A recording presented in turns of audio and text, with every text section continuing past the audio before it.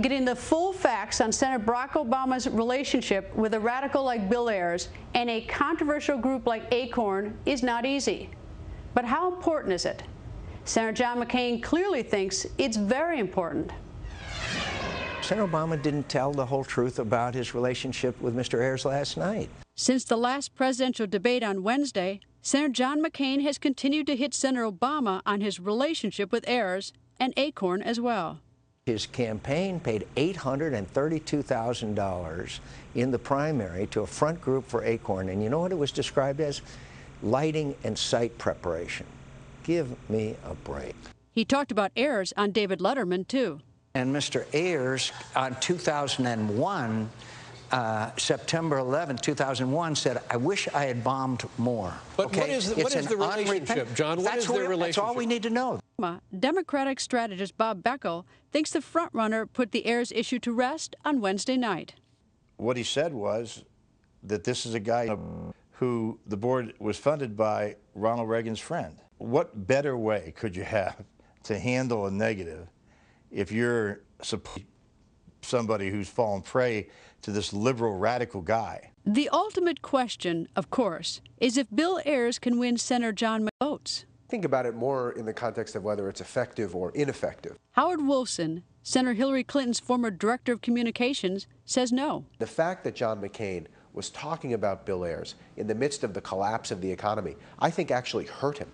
But Dick Morris argues the Ayers card could still be a winner. He just thinks Senator John McCain has been playing it all wrong. The problem is that Ayers surfaced months ago, 6 months ago, and the only charge against him at that point, I think, was baloney. It was that they served on the same board of the Woods Foundation, or that he had a fundraiser or a candidacy launch at Ayers. The real concern, Morris says, isn't Ayers' terrorist past. It's that Senator Obama's old Chicago ties suggest he is much further left Democrat voters by and large believe him to be. For that reason, Morris also thinks that the Republicans should not stop with Ayers.